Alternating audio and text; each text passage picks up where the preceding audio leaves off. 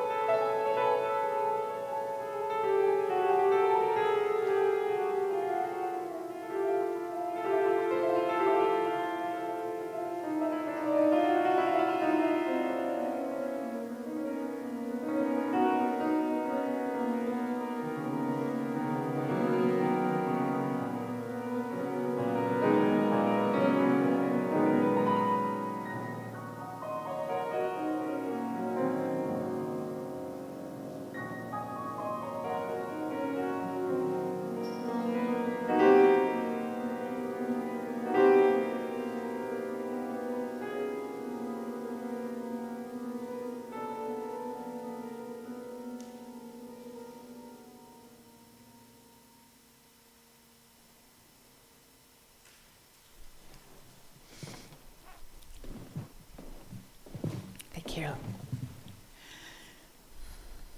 What's going to happen? Will everything be okay? What can I do? In these days, we find ourselves too often stuck with these questions on repeat. What's going to happen? Will everything be okay? What can I do? We grasp at signs and we grasp at markers, articles of news and analysis, Facebook memes and forwarded emails as if the new zodiac, capable of forecasting all that life may yet bring our way. As if we could prepare, as if life has ever made any promises of making sense or turning out the way we thought. as if we are not also actors in this still unfolding story.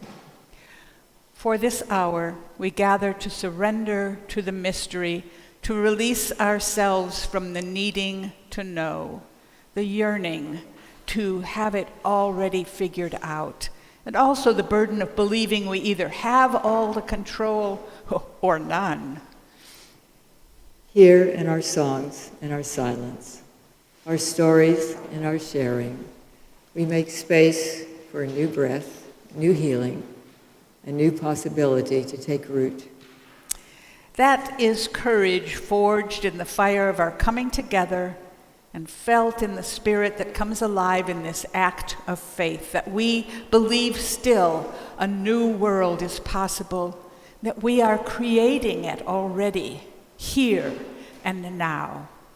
Come, let us worship together. Let us start by singing hymn number 40 in our hymnal, "The Morning Hangs a Signal." The words will be on the screen if you'd rather read them from there. Please stand as you're willing and able.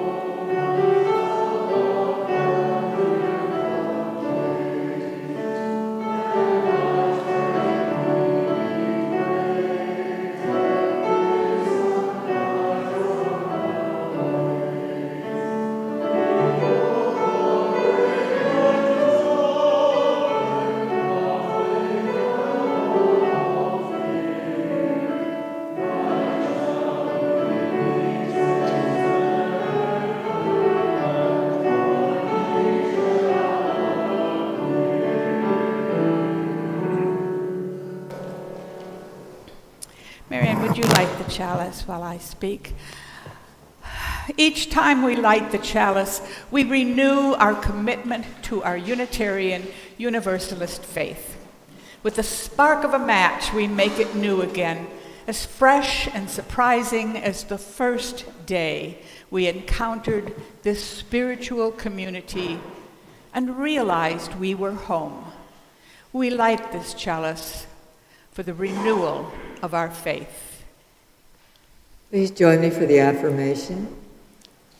Love is the doctrine of this church. The quest of truth is our sacrament, and service is our prayer.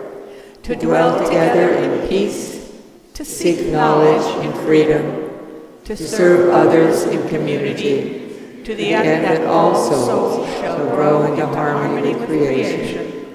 Thus we covenant with one another. Please be seated. The service this morning is titled Renewing Faith, and my questions are these.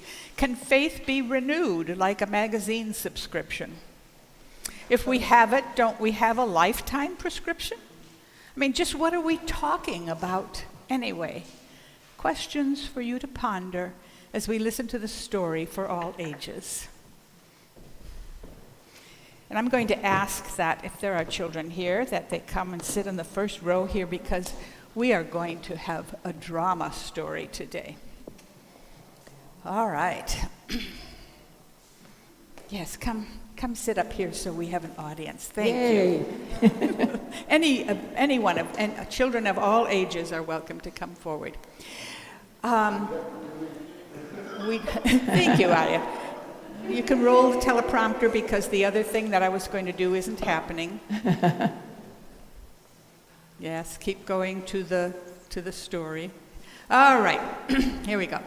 There once was a professor who was giving a lecture, and for our drama today, we have a professor. In front of her, she had a big glass bowl, a pile of rocks, and then a few other things that she was going to reveal later. She started off by filling up the jar with big rocks, and when they reached the rim of the jar, she held it up to the students and asked them if it was full.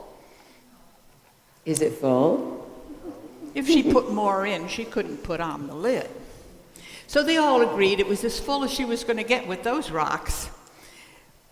But then she picked up the next item, a jar of small pebbles, and she poured these on top of the large rocks so that the pebbles filled in the space around the rocks. Is it full now? The group of students all looked at each other and agreed that the jar was now as full as she could get it, and still put the lid on. Is it really full? Is it really full? She picked up a tub of sand, and she began to pour the sand in between the pebbles and the rocks. And once again, she held up the container to her class and asked if it was full. And again, the students agreed that was as much as she was going to get in there and still be able to put the lid on. But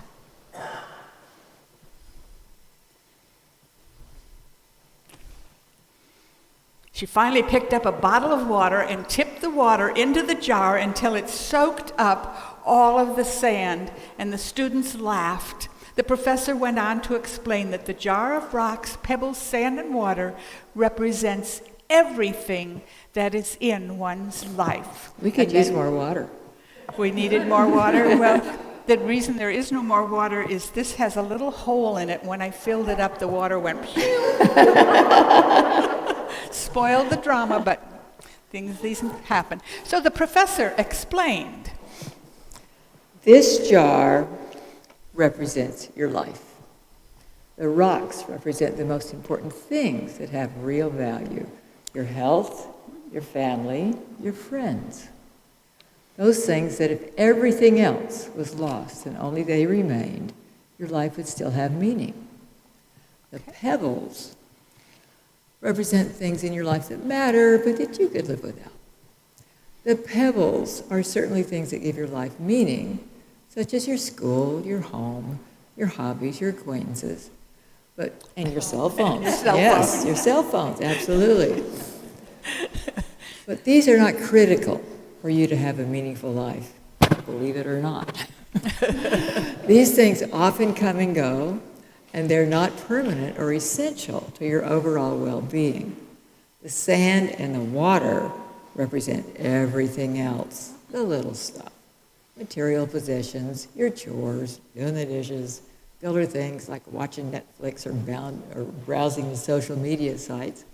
Those things don't mean as much to your life as a whole, and are likely only done to get small tasks accomplished, or even to fill time. The lesson here is that if you were to start by putting the sand and the water in the jar, you wouldn't have room for the rocks or the pebbles. This holds true for the things you let into your life. If you spend all your time on the small and insignificant things, you will run out of room for the things that are actually important.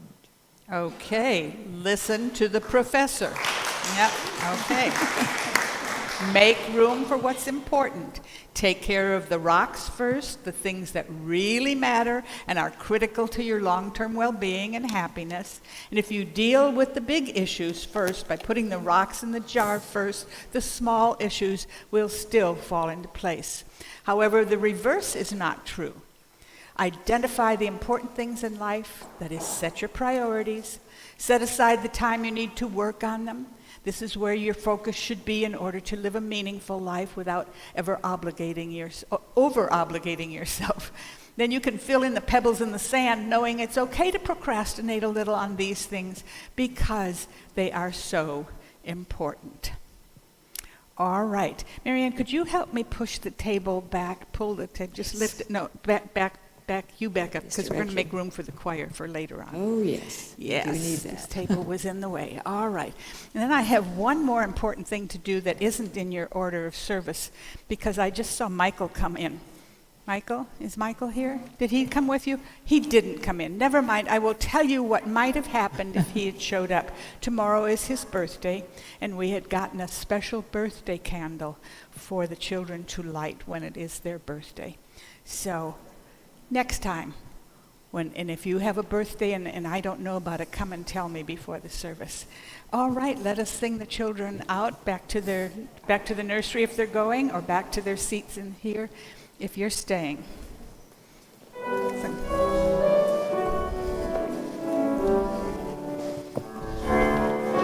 As we this friendly place, look in light to every Joe's coming up next.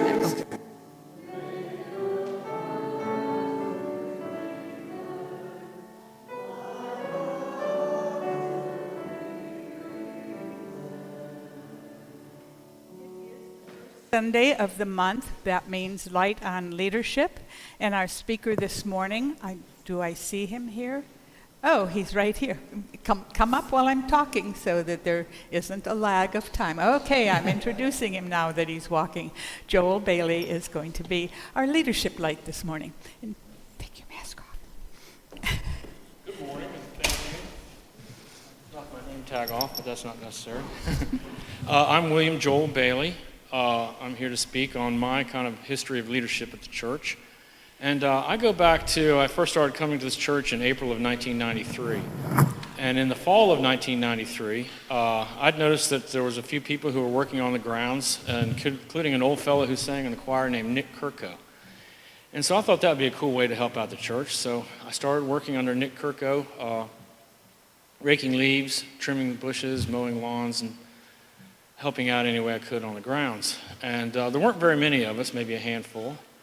And then I became a member of the church that following spring of '94. So I've been a member of the church since 1994. And Nick Kirko, he was a pretty old fellow at that time, and he passed away, unfortunately, in 1998. And then a woman named Judy Butler took over as chairperson, leader of the grounds committee, and I worked under her with a few other people.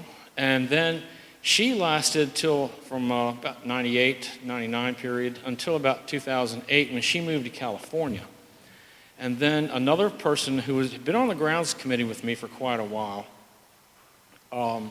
he moved up and he took over the chairpersonship of the grounds committee from 2008 until about 2017 or something, actually right before the pandemic, so that'd be 2019. And he had a little tiff about some issue with the neighbors, and he quit the church. And so I got to move up to be chair of the grounds committee. And I think I did it fairly because I stuck it out. And so it was basically my turn. Also, as far as leadership, I was also involved with several other people who were kind of like neo-pagan people in 1994. And I and David Pollard and a woman named Leilani Lewis decided it'd be cool to have a pagan kind of group here at this church.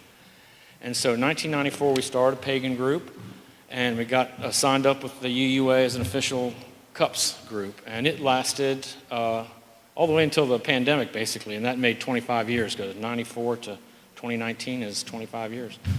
And we had a big 25-year anniversary thing. Well, then the pandemic happened, and like a lot of other things, it went on hiatus or into hibernation. And but we restarted again this past fall, so we had a big ritual right around Halloween, and it's been restarted. We had a very successful ritual for what's called Groundhog Day, and we celebrate that date on the calendar. And so it's still a going concern. My wife and I are no longer leaders of it. Some other younger blood has taken over that job.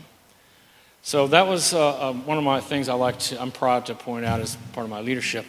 Also, I've often had an interest in stimulating activity and attraction to the church by sponsoring groups that people can become part of and activate their powers and their interests outside of just Sunday morning. Because I thought, it really wasn't a great membership in an institution if all the church was come in 5 minutes till 11, have a Sunday service, and leave at 12:15, and that's it. That's your church life. So I was always active in the men's group, and there was other groups, like the humanist group was an interest group. So in my intellectual pursuits, I decided to start a philosophy group. And in 2014, the Metaphysical Research Group was born, of which was kind of my baby. I was the leader facilitator. And from 2014, all through the teens, it had a pretty good run. I was sometimes getting 10 or 12 people coming to a meeting once a month. And so the Metaphysical Research Group was a lot of fun, discussing philosophy, discussing philosophers, great Unitarian Universalist thinkers in history. And like other things, the pandemic happened. And so that group went into hiatus. Well, come fall of 2021, I had a very successful resurrection meeting of the Philosophical Metaphysical Discussion Group in December, and I actually had 9 people show up. So I thought that was great. Wow, it's reborn.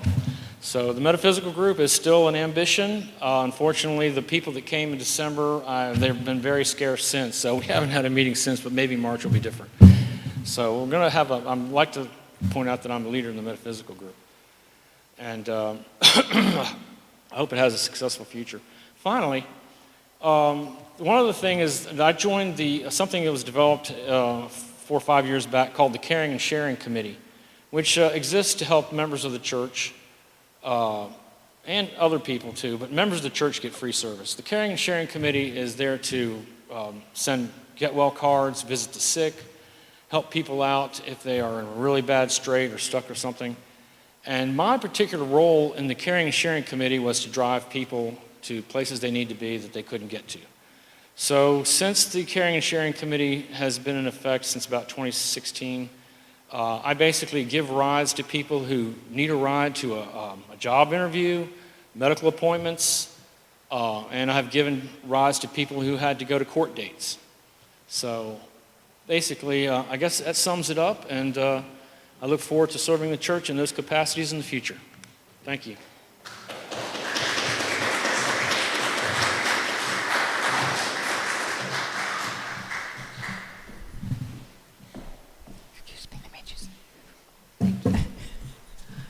The Reverend Judith Meyer wrote, "We all have so many needs, 1,000 prayers, 1,000 needs that really only need one answer. Let the world not be indifferent. And may we live and be with each other in a way that shows this truth, whatever the day brings, that neither are we indifferent to each other."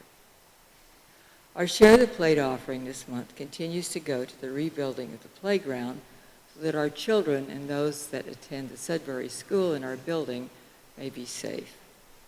As the greeters pass among you, please be generous.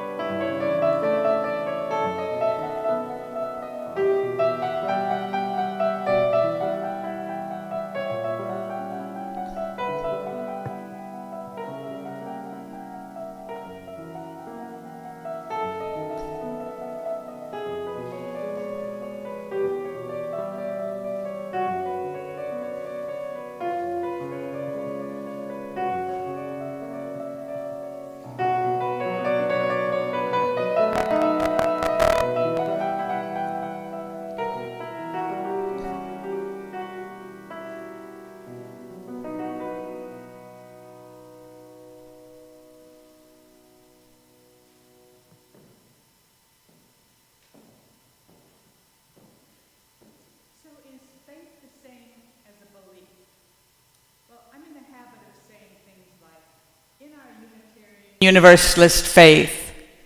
Oh, at first I'm quiet and then I'm shouting. I'm in the habit of saying things like, in our Unitarian Universalist faith, blah, blah, blah, finishing it with some profundity. And the last time I made a statement like this, a person who asks very good questions said to me, "What do you mean by our Unitarian Universalist faith?"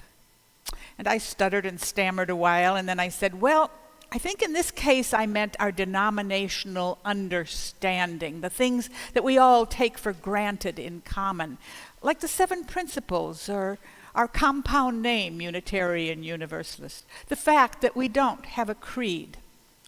I was ready to list all 7 principles and all 6 sources just to keep talking, ready to quote some standard non-scripture like, "Be ours a religion which like sunshine goes everywhere." But she seemed satisfied with my initial response, so I quit while I was ahead. But today I have to admit that faith is one of those tricky concepts that have multiple definitions as well as emotional connotations. Their individual emotional meanings often bring questions to our mind.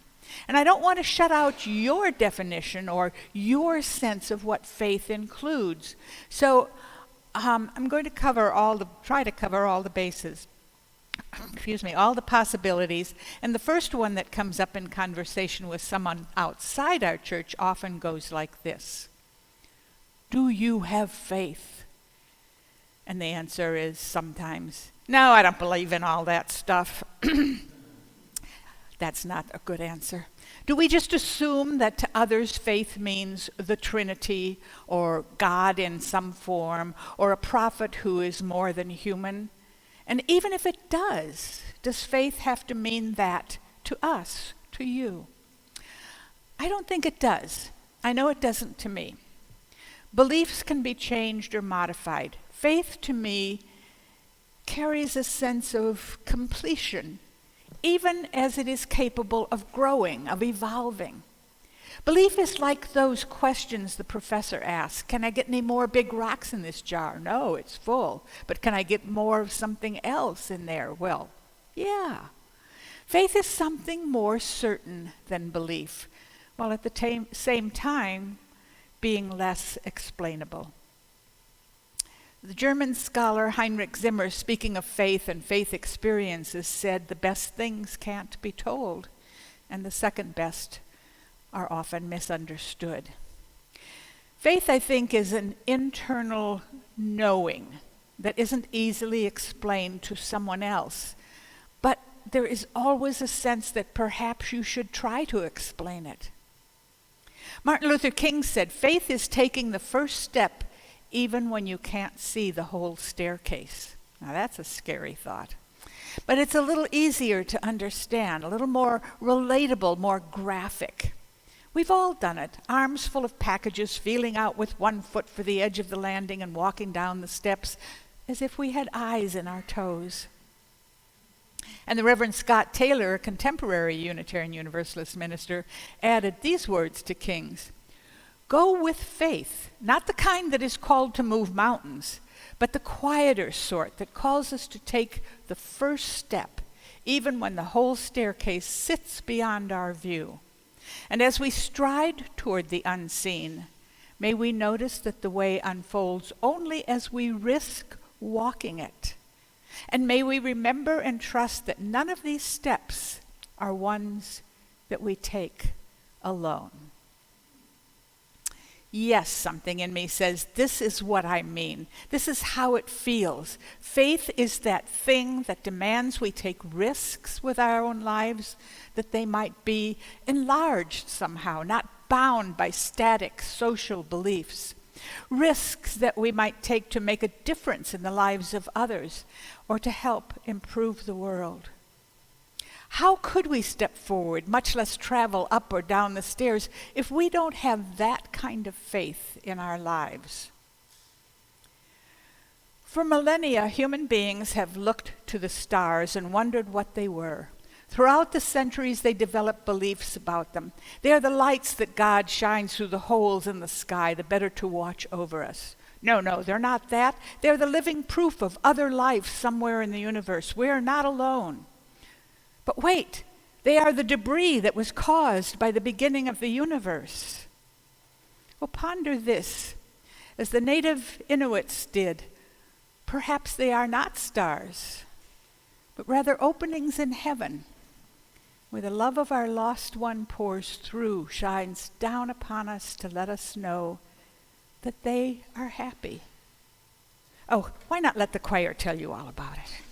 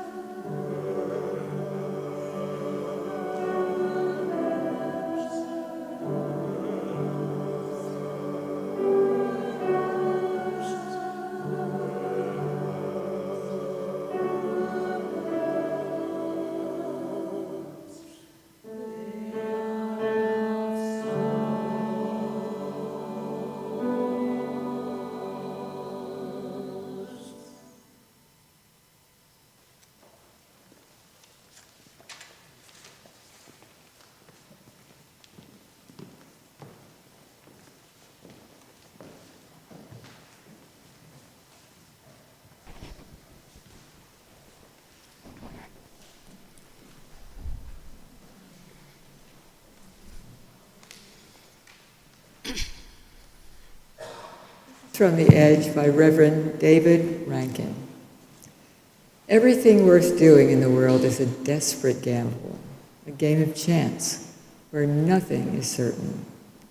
What is love? It is not a wild and sublime speculation that can end in ecstasy or despair.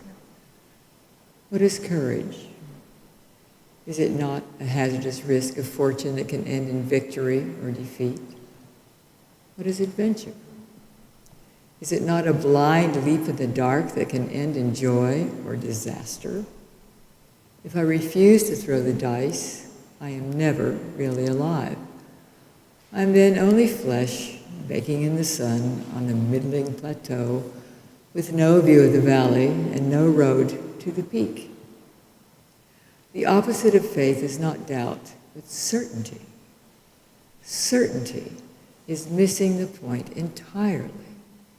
Faith includes noticing the mess, the emptiness and discomfort, and letting it be there until some light returns.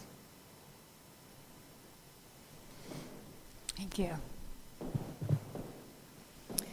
The opposite of faith is not doubt, it's certainty. Wow. But what about losing faith? I was talking with Betty Churchman last week. Betty, you may know, is in school studying to be a Unitarian Universalist minister. She has access to new ideas that you and I, no longer immersed in such things, but live in the world as it flows, will usually not hear about for months, maybe possibly years. She was telling me about a new grief theory emerging out of the pandemic called compound complicated grief or collective grief. She said, grief, any kind of grief, whether it comes from the loss of a loved one or the disappointment of a personal failure, is difficult. It's painful. We all know that. But we've learned that we must go through it to come out the other end. If we do not grieve our losses sequentially, they will back up on us and we will have even more difficulty grieving the next one. I've seen this happen with people.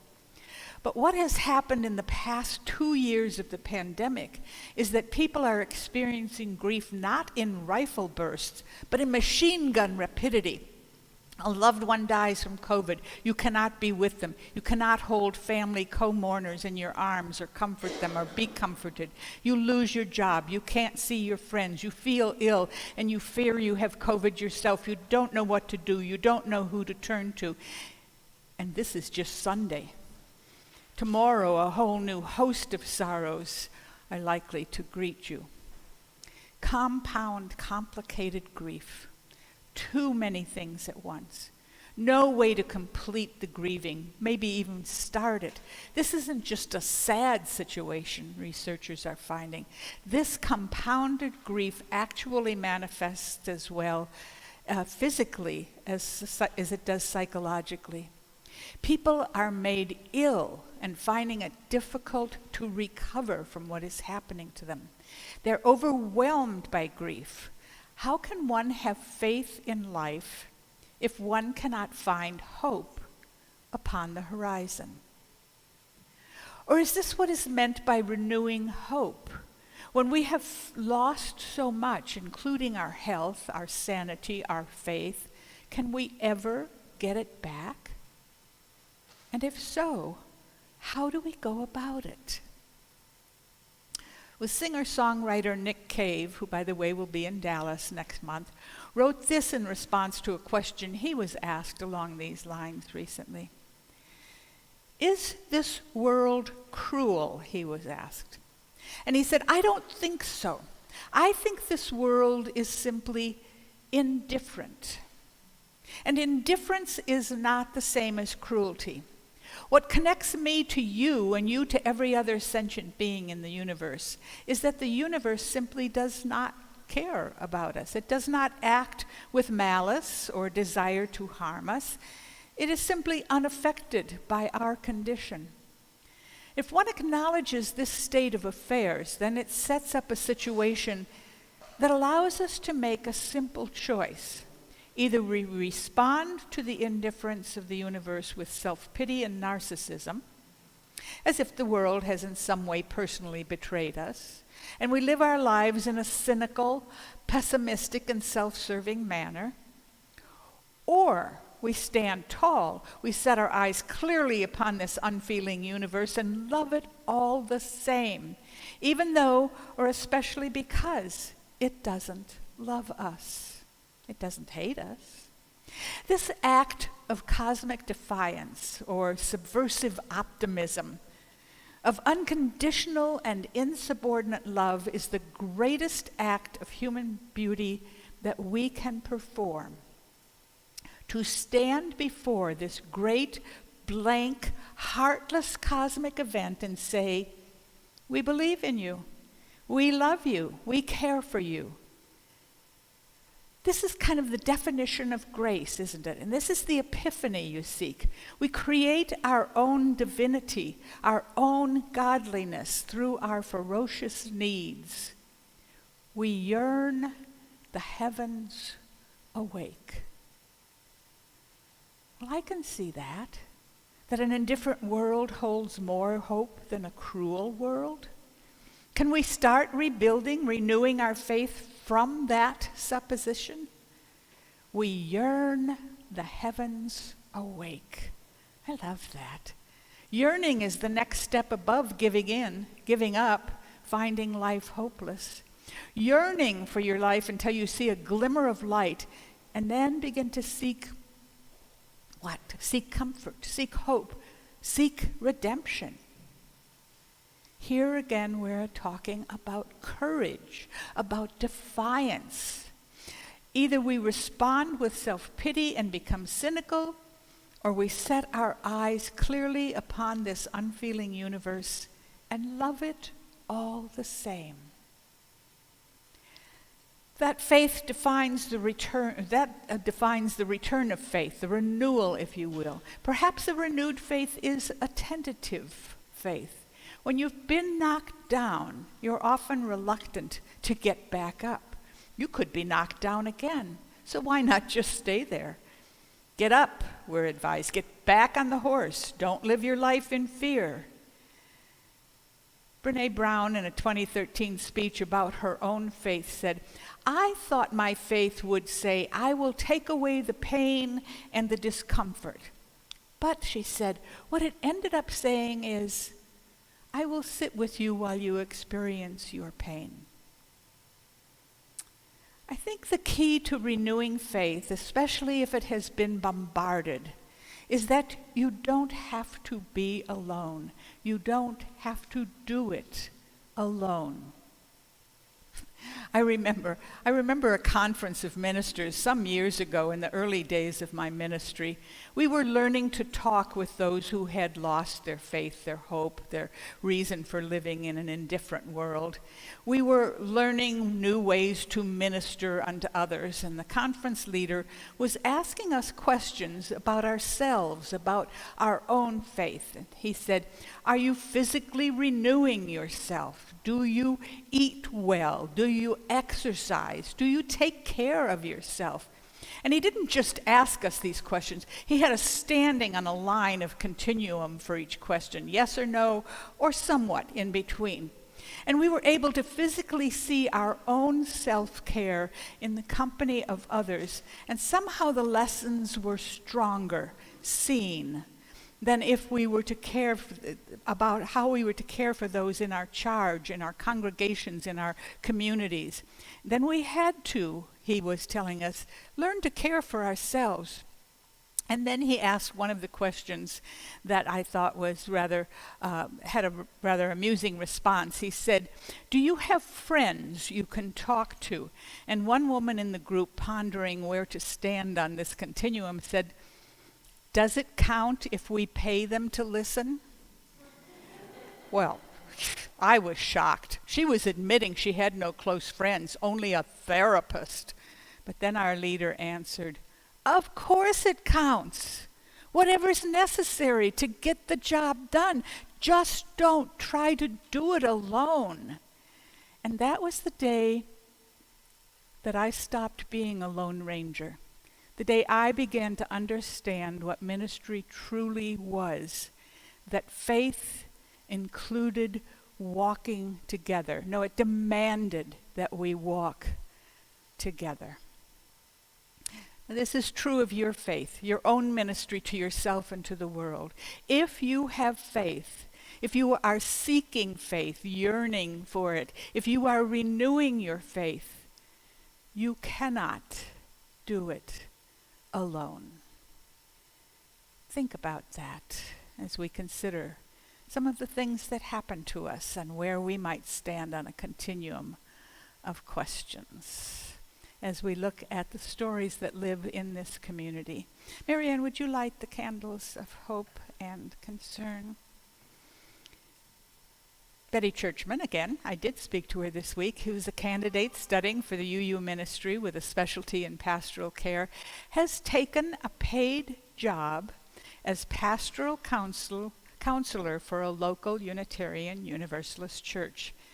This means, she said, we will be seeing even less of her, but she will be keeping us advised of her progress toward ministry. But we're going to have to put together a new caring and sharing committee without her lead. I have some other stories from the book that sits on our table outside the sanctuary. Anytime that you come in and see this book open there, you are welcome to share a story. I don't know who these two stories come from, but they are both very poignant. This is the 186th anniversary of the fall of the Alamo, Sunday, March 6, 1836. 181 Texans were killed in battle or executed after they surrendered. And on a lighter note, same person adds, this is the birthday of the Oreo sandwich cookie. Good to know. The Oreo is 110 years old today. And then this person adds, I wouldn't eat it if I were you. Not that one. Not that one. There are many stories that live in this community, stories of faith, faith renewed, faith lost, faith yearned for. They're the stories we tell one another and sometimes just share with our eyes. Let us take a moment in silence to consider this community and the stories that live within it, and how we are all responsible for them, for one another, for taking care of one another, for being in ministry to one another.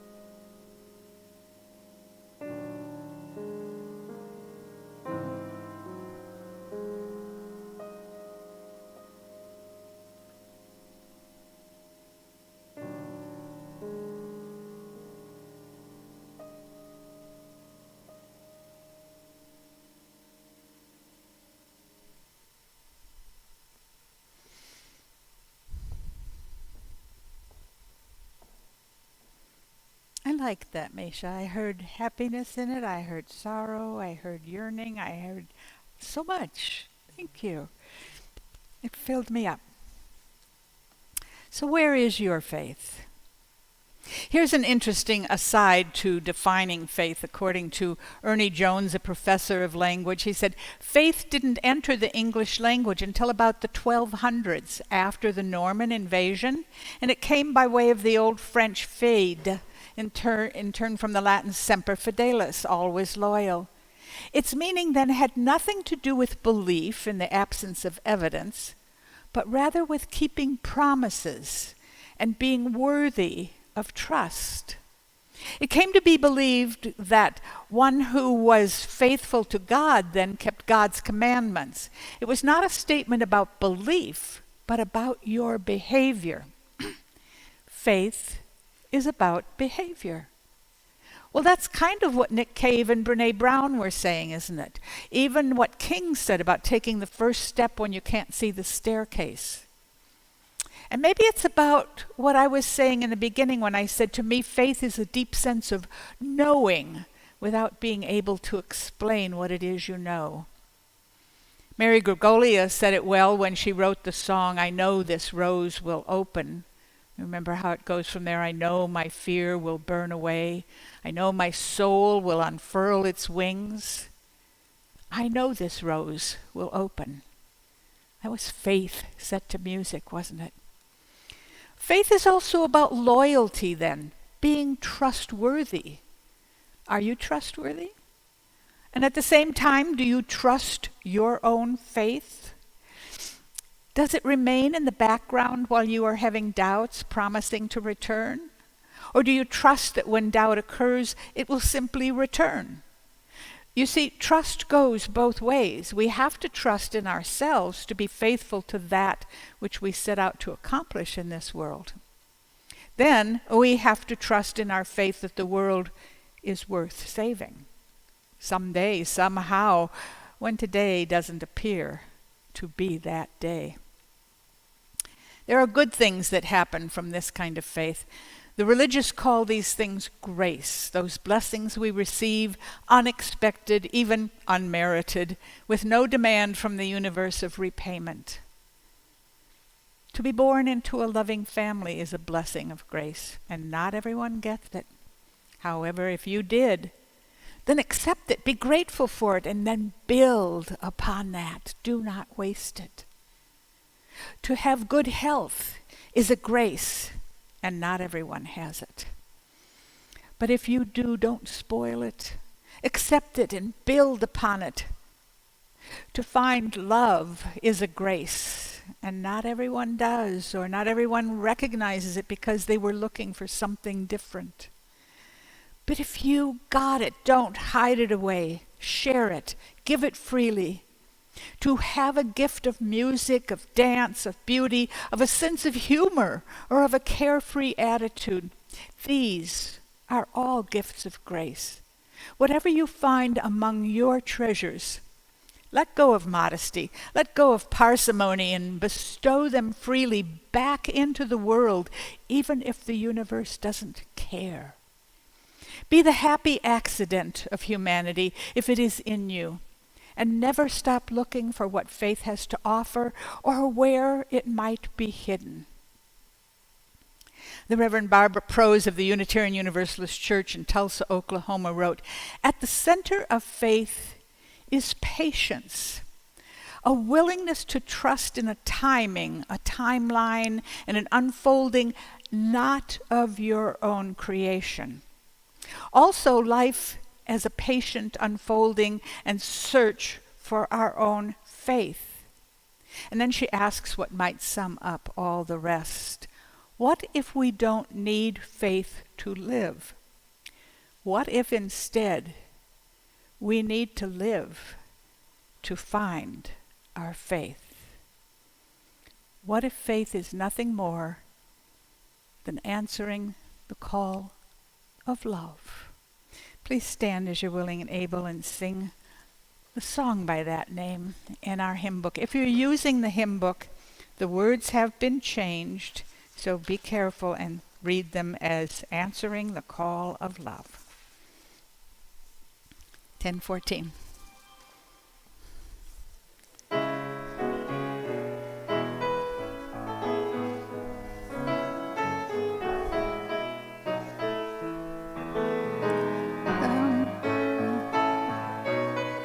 The Spirit, faith, hope, and love abide.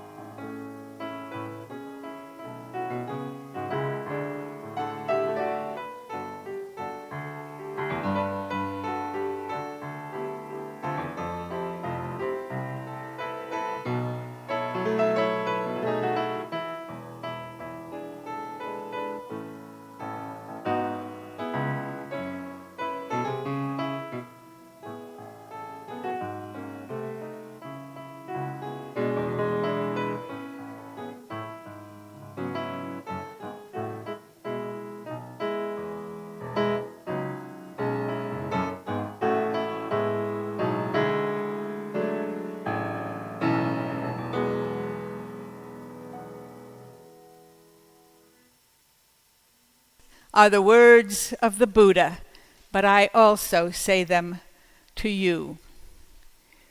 Do not believe anything just because I said it.